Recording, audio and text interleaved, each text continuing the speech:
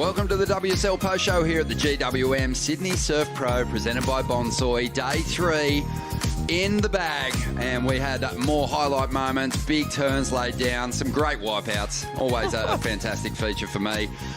Some people falling out of the mix with poor results, and some people stepping up in a big way after sad starts at stop number 1 on the Challenger Series. Ronnie Blakey joined by Felicity Parmentier and Richie Lovett. What did you make of it all, Rich?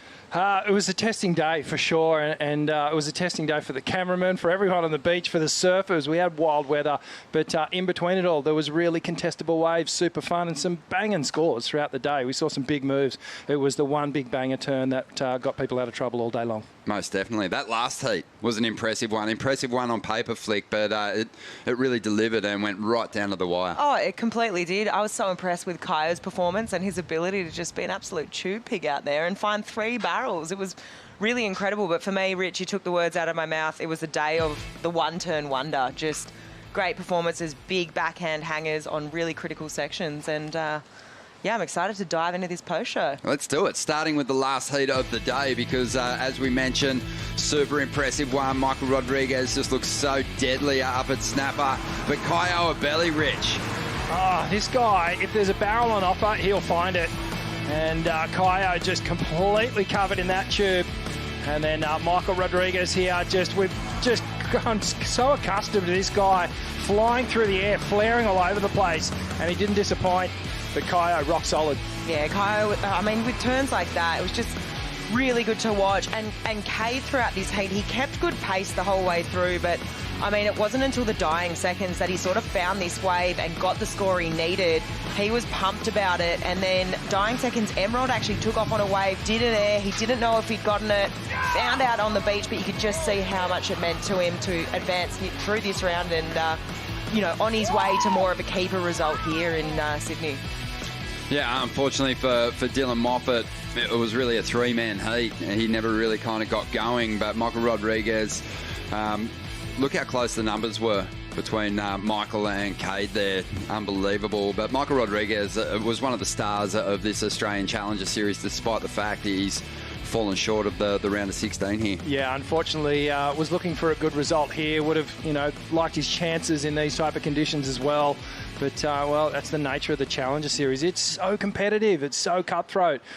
Big names in the draw, and we got to get rid of some of them. Yeah, and also we're seeing, you know, Michael's obviously trying to campaign via the Challenger Series to get himself back onto the CT, but those relegated surfers, Cade in particular, had a shocker at the first stop, and he's rebounded pretty nicely here. Yeah, exactly. And another one, Eli Hanneman, sort of had a buzzer beater moment as well with that crazy up under the lip hit that he did. You know, and again, it's that little crew together. They're feeding off each other. You know, one little guy, one big guy. They're both through.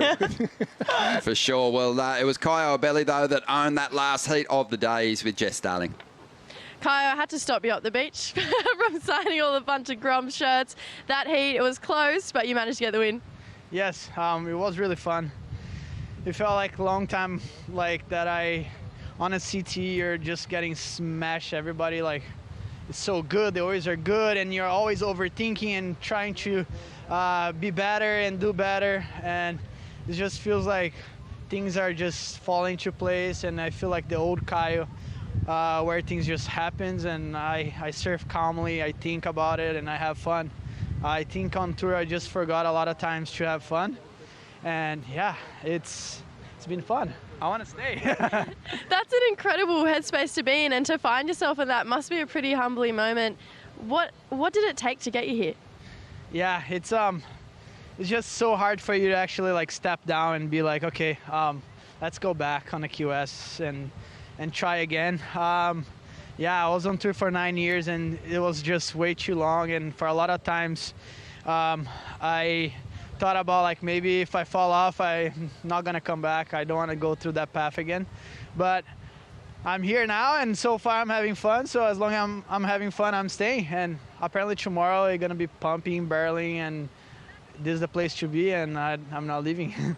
Well, Kaio, we're so glad you came back. I think we'd all be pretty sad if you didn't come back. Yesterday you mentioned you didn't have any nerves for your heat. Still feeling the same way? Yeah, I was quite calm for like the situation. There was a lot of waves. Everybody was surfing so good.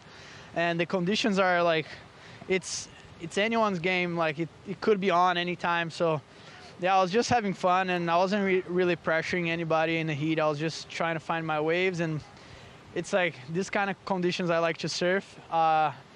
And it's been a long time since I surfed like a beach break, a fun beach break like this, and this, it kind of reminds me a little bit of Rio, and yeah, I'm psyched. This is fun. Amazing. We're stoked for you. We're psyched for you too. Best of luck in the next round. We'll see you tomorrow. Thanks, guys. Thank you, Jess. Great job. And Kaio just getting philosophical out there. And you can tell that he's kind of trying to process what's happened here. It's been a bit of a backward step for him getting back onto the Challenger Series. But yeah, seems to be kind of buzzing around this event and the Challenger Series with a pretty big smile on his face. Yeah, I think one thing that stuck out to me was he said the old Kaio's back. Yeah. I'm not thinking too much about what to do, it's just things are happening. And I feel like once you click into that headspace or that mindset, it's evident. I said it in that last heat. He's just found this momentum. Things are clicking for him. And yeah, the old Kaio's back, and the old Kaio is looking deadly. He sure is. Well, let's have a chat about the women's event today. We got through the round of 32, established some great head-to-head heats, but heat 8 on the women's side was an interesting one too. We had last year's event champion out there just looking every bit the event winner once again, but Yolanda Hopkins continues to just attack out here at North Narrabeen. Yeah, she's starting to unlock the riddle of North Narra, and so is this lady here, Isabelle Nichols. She's got good memories coming in as the defending champion, but this heat was really stacked, and it had some good waves as well, really competitive. The women were absolutely tearing. Yeah, they were. I mean, Amura put up a good fight here. She had that one moment, the 683. She couldn't find a backup, but yeah, it was Isabelle Nichols just sort of channeling similar vibes from finals day. Not quite as big, but just relying on that strong backhand hit and powering through that heat. I mean, it was a stacked heat, all women surfing really well. Yolanda also progressing through that heat. So yeah, excited to see Bella continue on her campaign here, and she had a good result up on the Gold Coast, and she's continuing on her way to have another good result here down in Sydney. Yeah, props to the Groms too, who were just down there in the rain, just eating Sam when the wind gales picked up, and they were down there just really getting behind our competitors all day. So a big shout out to all of them. But yeah, impressive heat score totals throughout the day. So some really close matchups, some that were a little bit more one-sided. But let's have a look now at the Boost Mobile heat of the day. And, honestly, it's been the same story throughout the contest. It could have been any number of heats just based on how it fell and how exciting the clashes were. But we picked heat 4 today. Yeah, Joel Vaughan got things started there, belting that oncoming section. And he's looking really good. And, it was a stacked heat. There's Eli Hanneman, the veteran, and he's got unfinished business here. An exciting heat, and you can just see today was full of that one punch rule. Oh. And wow, hitting off the top big time.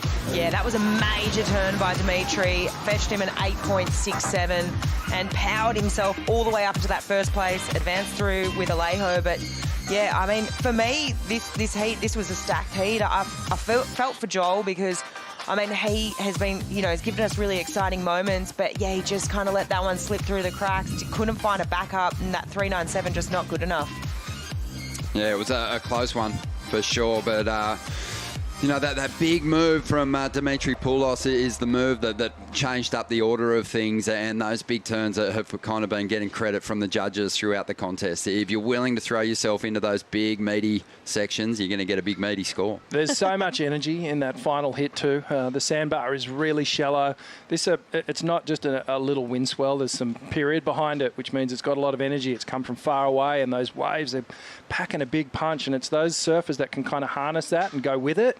They're the ones that are converting. Well, we heard Kaio saying that things are looking pretty good over the next couple of days. Let's have a look at the Surfline forecast, and Richie can break it down for us. Sure, mate. No worries. We had a horrible day weather-wise today, but the waves hung in there. Fun size of...